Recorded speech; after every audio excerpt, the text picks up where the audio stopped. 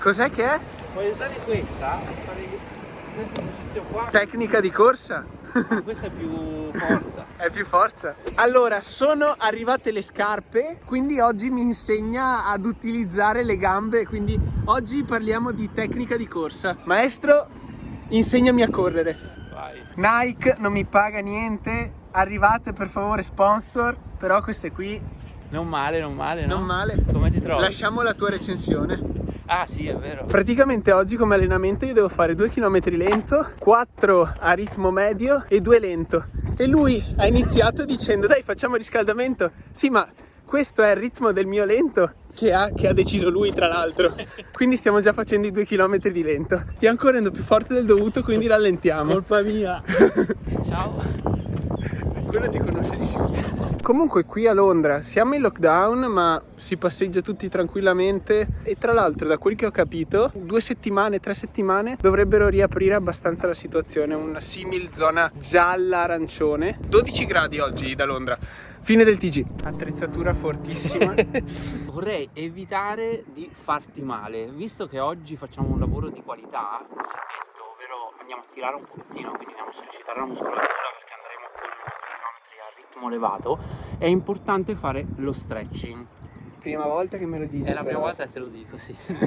Malissimo, Se ti malissimo. facevi male erano cavoli. Lo stretching dinamico però, attenzione, tu sicuramente a scuola avrai fatto lo stretching tipo questo, no? Ti ricordi questi qua? Bellissimo, Cose... bellissimo. dimentica tutto, non serve a nulla, anzi è scientificamente provato che fare lo stretching statico, ovvero appunto questo stretching qua dove stai fermo su un posto e cerchi di tirare il muscolo, fa solo peggio. Vogliamo Flame nei commenti, quindi andate ad insultarlo se non ha ragione, ma No, io mi fido. ci sono proprio studi e studi sul tema che va contro tutta la letteratura. Metteremo le risorse allora. Assolutamente che è meglio. Quello non lo fare perché è stato dimostrato che addirittura ti toglie potenza alla muscolatura. Infatti farlo in gara, per esempio, è stato dimostrato che vai più piano se fai lo stretching statico. Quello che va fatto è lo stretching dinamico. Oggi ti faccio vedere 4 esercizi che sono semplici, non ci vuole tanto per farli. Li dovresti fare dopo riscaldamento, come abbiamo fatto adesso, abbiamo fatto 2 km. Facciamo questi 4-5 esercizi e poi fai il lavoro specifico.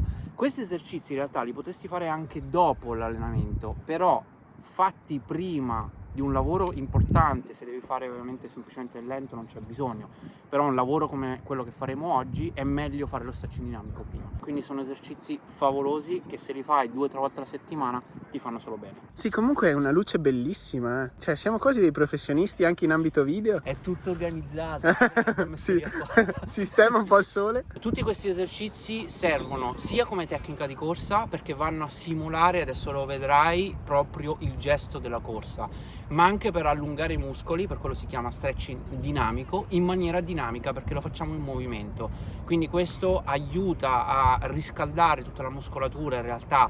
Tra l'altro ieri abbiamo fatto una live con un fisioterapista che ci ha spiegato che i muscoli non si allungano, cioè questa cosa di dire faccio stretching per allungare il muscolo in realtà non vuol dire nulla. Quello che andiamo a fare in realtà è scaldarci e soprattutto fare proprio il gesto della corsa che ci serve per correre meglio.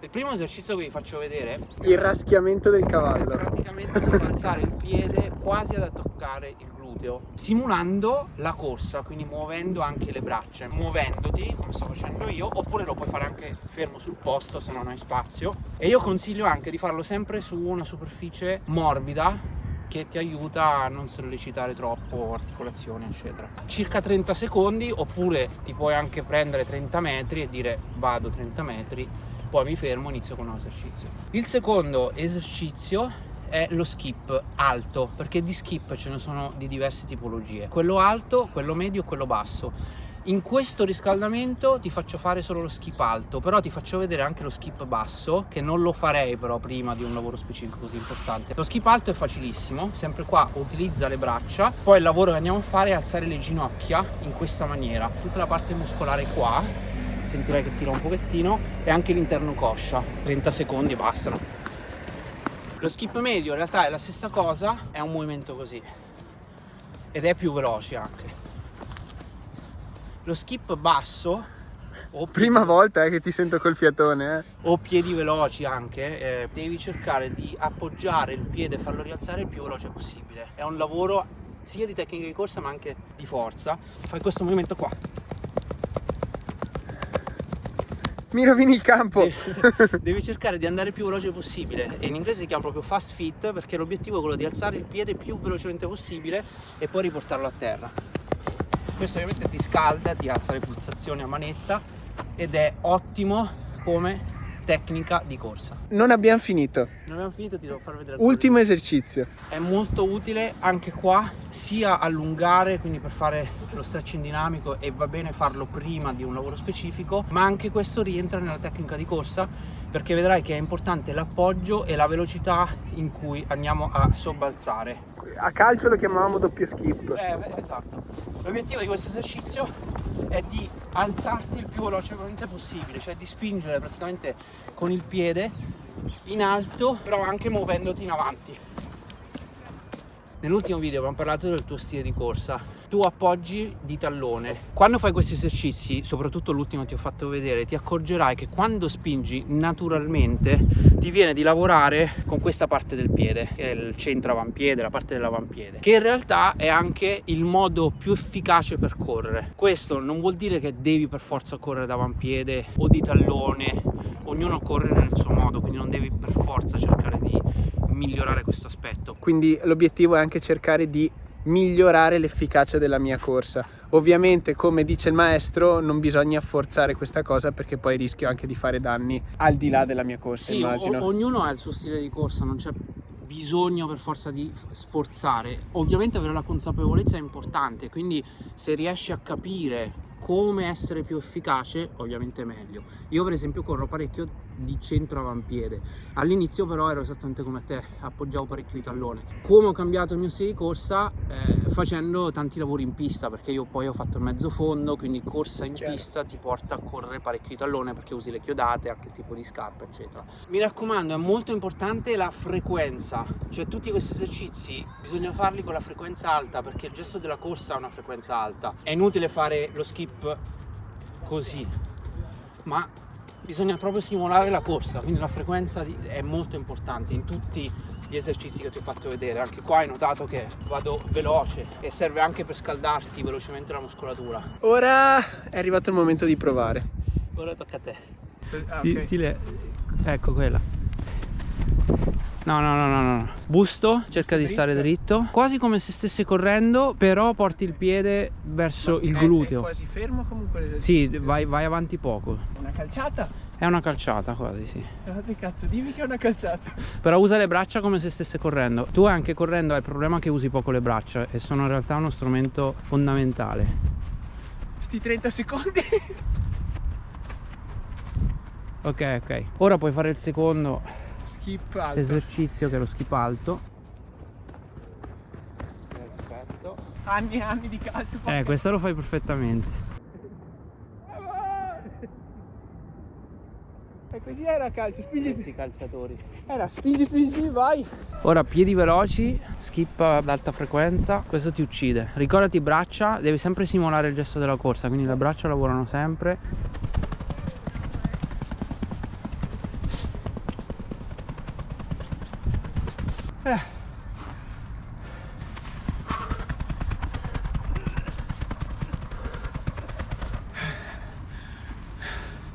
Ultimo esercizio. Mi sa che è già morto. Vai.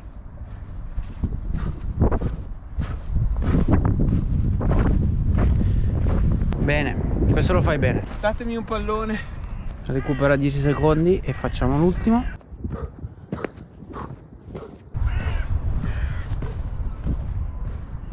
Per essere la prima volta. Datemi una palla che vi asfalto. Ricordati per quando te li fai da solo, e ricordati di farlo un paio di volte alla settimana. Però ricordati frequenza, braccia e la postura, soprattutto il primo che stavi molto piegato, troppo in avanti. Diciamo che tutta la parte di stretching deve durare una decina di minuti, non di più. Ok. Ti basta e avanza. Prima dell'allenamento più duro, dove hai bisogno di scaldarti per bene. Così mi ammazzo. Oppure lo puoi fare anche dopo i lenti, perché sono tutti esercizi che fanno solo bene, quindi anche come tecnica di corsa per abituarti a correre in un certo modo. E ora andiamo a Corriamo, cazzo. correre. Usciamo a correre.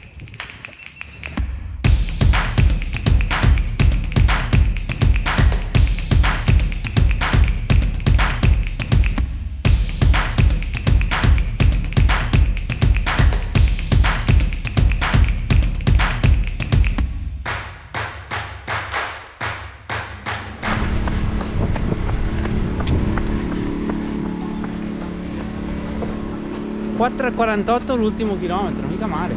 Oh, mi vedo migliorato un casino. Sono a pezzi.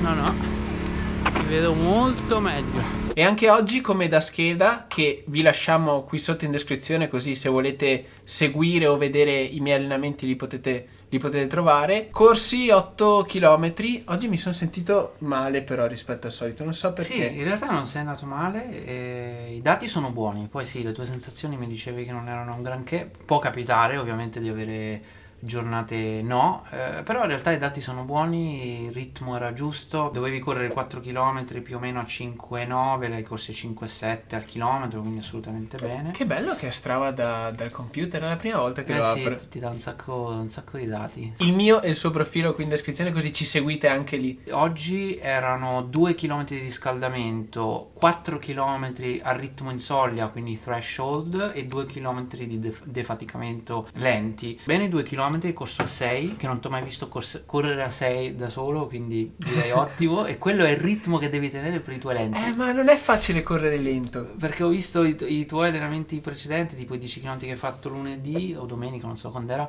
un po' troppo veloce, ancora 5,30. Sei sempre in zona 3 quando corri 5,30. Tu invece devi correre in zona 2 del battito cardiaco, che ti serve proprio per lavorare sulla parte aerobica. Oggi invece abbiamo corso questi 4 km con dei battiti a 179, che per te è una zona 4, ovvero appunto la zona in soglia.